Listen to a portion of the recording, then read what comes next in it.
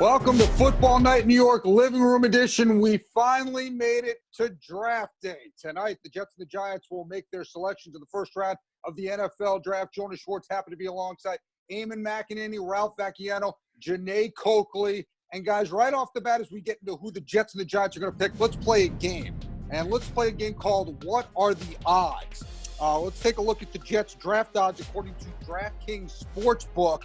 And all odds are based on if you were making a $100 bet. CeeDee Lamb's the favorite right now, sitting at plus 350, followed by Jerry Jeudy at plus 500. And then the next three coming at plus 600, Mekhi Becton, Andrew Thomas, Tristan Wirfs, all those offensive linemen. And Henry Ruggs is the last one on our board at plus 800. But, of course, you never know. Maybe a guy like Jedrick Wills would also come to the Jets. Who knows? So let's get going right off the bat with who would you pick? Who do you think the Jets, Ralph, will pick at 11? Well, it's interesting, first of all, that CeeDee Lamb is now the favorite because that really has been the guy who's dominated the coverage over the last few days, the chatter that maybe he's the Jets' favorite of those three big receivers. But when I look at the Jets' draft strategy, I still think they are leaning towards taking an offensive tackle in the first round for a couple of reasons. One, the value of offensive tackles is better when you can get a really good receiver in the second round. Also, they might trade down, and if they do, those three receivers could be gone. So if I were placing a bet, I would put my money on the one of the offensive tackles.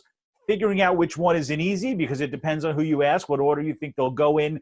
I think Mekhi Becton will be the last of the four to come off the board. There's some questions about his weight issues. He's 364 pounds. There's a flagged drug test from the combine, which might push him down the board a little bit. I think the Jets like him. I think he might be the guy sitting there at 11, and that's the way I would bet right now. And Jonas, I'm going to take the long shot. I'm going with Jedrick Wills. I think he's a guy that can start right away for the Jets. He's a guy that can play right tackle, left tackle if he needs to. He's from Alabama. He knows that system. And I think the Jets are going to go offensive line. I completely agree with you, Ralph. I think, they need that wide receiver, but you can get their wide receiver in the second and third round. They need an offensive tackle because I keep saying this over and over again. Joe Douglas promised Sam Darnold's parents he was going to protect them. The best way to do it, get that tackle. Jeane, I'm dying to make this thing interesting to use wagering talk, but you look at the Jets board and those odds, very tough to make this interesting. I certainly don't think they're going wide receiver because, as you say, as everyone's saying, you can get a good quality wide receiver, such as Chase Claypool out of Notre Dame, later on in the draft. I'm putting my money on Andrew Thomas. I disagree. I think Jedrick Wills is coming off the board earlier than you do, Jeane. I think Thomas is going to be the last offensive tackle standing. I think Douglas is going to be forced to take an offensive tackle early to protect Sam Darnold, and he's going to go wide receiver later on in the draft, Jonas. Eamon, it's funny because I'm going Becton because I think that flag drug test will push him down over Thomas. I do think – I agree with everybody. Jets have to go offensive line here to protect Sam Darnold. And forget about promising Sam Darnold's parents. Joe Douglas should promise it to me and those of us who watch the Jets. All right? It's all about you. This offensive line had a lot of trouble last year, and you do have to protect the young franchise quarterback, and the best way to do it is get one of those four tackles because everybody agrees after one of those four, there's a severe drop-off, Eamon. No doubt, Jonas, and certainly now as we turn our attention to the Giants, they pick at 4, of course. DraftKings has Jedrick Wills as the favorite at minus 121. Remember, all odds are based on a $100 bet. Wills is followed by Tristan Wirfs out of Iowa at plus 300, Isaiah Simmons out of Clemson at plus 400, Andrew Thomas, as we discussed, at plus 700, Derek Brown at plus 1,200, and my main man, Tua, at plus $50,000. Bang that drum. That is making things interesting, and after my kids have spent 2 months being homeschooled by me, that 529 plan is not going to matter anyway, so I'm putting the 529 plan on Tua to make this thing interesting. Ralph, who do you think who are you putting your money on the Giants picking at 4? Well, it's not my kids' money, so I'm all for you putting the money on Tua. I think that's a great value because you just never know. We remember the Giants drafted Phillip Rivers, traded him away, so who knows, maybe something like that is in the works.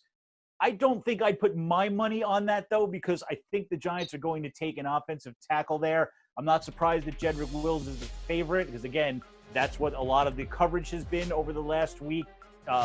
Joe Judge, new Giants coach, has that connection to Alabama, used to work there, knows Nick Saban well. But I've said this since mid-February, and I still believe it now coming into the draft, that the Giants guy is going to be Iowa tackle Tristan Wirfs.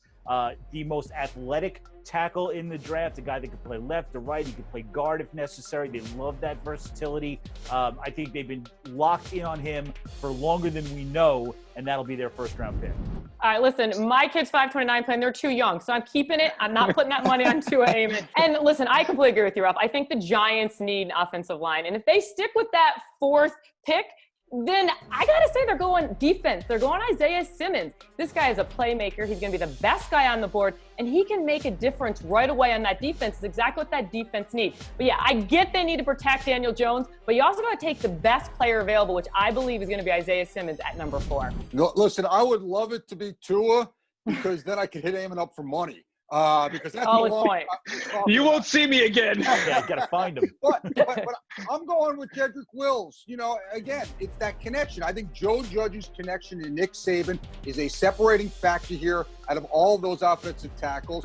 And you know what? I thought that would be a big factor. Ralph and Jeane, when we were talking about this in one of our first Football Night New York Living Room edition, that's the guy I went with. I think I was calling him Willis at that point. But the bottom line is, I think that in this day and age, with what's gone on here, with the coronavirus and the way this draft is operating, I think Joe Judge is going to lean on someone he trusts, and that is Nick Saban. And I think that will be the separating factor for 4 tackles that everybody seems to really think are closely linked in terms of ability. We are back on SNY tonight at 6:30. Jet Nation Draft Day special coming your way. Ralph is involved. Jeane is involved. Bart Scott's involved. I'll be there. Joe Douglas interview with Jeane. It's all part of a draft special extravaganza. And then not only that, at 7 p.m., the Jets are having a virtual draft party on all of their Jets social media accounts and properties, Facebook, Twitter, YouTube, and also NewYorkJets.com. Joe Douglas will be there as well. Current players, Jet legends, they will all be a part of it, so be sure to check all of that out. And again, our draft special is at 6:30 tonight on TV on SNY. Let's get to a guy who's been on TV a lot. I enjoyed him on The Masked Singer, Rob Gronkowski. This is a guy now, what a turn of events. Just when we thought he was retired, well, he's back. And now he's in Tampa Bay, Ralph. How stunning was this, and what do you make of this whole situation? Well, I mean, I guess it's not completely stunning because, you know, Rob Gronkowski had been making some noise over the past year about whether he still wanted to play. He might unretire. I can't say it's a surprise that he wants to go play with Tom Brady. Honestly, I know everybody's excited about Gronk and Brady back together in Tampa, but I think this worked out great for the Patriots because they get a 4th-round pick basically for nothing because, you know, Gronk wasn't going to play with them. He was gone. He's also, you know, in his last year, while he's really talented, he was kind of broken down. He hasn't played a full season in a while. His body's taken a beating. Mentally, he was retired a year ago. All these are red flags. So if I'm the Patriots, I'm like, thanks for the 4th-round pick. We'll see you. Enjoy Tampa Bay. I know, and don't forget, he has that WWE title, so he has to defend that. But you're right, Ralph. This is a guy who played, 31 games in 3 years. He's beaten up. He retired for a reason. I mean, every time you turned around, he was out for a knee, ankle, shoulder, pec. I mean, this guy was an injured guy. He is only 30 years old. He'll be 31 in May. Him and Tom Brady reunited, but he's a guy who can cause problems. He can be a decoy because that offense is going to be strong because you still got Mike Evans, you got Bruce Arians calling the plays, and you got Tom Brady. So there's going to be a little bit of magic, but I don't think it's going to be like, let's win the Super Bowl right now. Like, you can't just make them king of the Super Bowl right now. Look, I think it's a huge addition to the Bucs because he's a great weapon, and obviously, as you pointed out, Jeane, they have other weapons, so they're not going to have to rely heavily on him. I think we can use that NBA term, load management. They're going to have him ready to go for the postseason, and we all know he is Tom Brady's security blanket. So I think in the postseason, Jonas, he is going to make an impact for the Bucs. Now, let me tell you, the only thing I fear is that 4th-round pick turns into the next Tom Brady for the Patriots. Not that I have a Patriots complex or anything like that. 7th-round pick. We will have all your reaction to the draft picks, the first-rounders, Football Night New York Living Room edition coming your way tomorrow. For Ralph Vacchiano, Jeane Coakley, Eamon McAneney, I'm Jonas Schwartz. We'll see you then.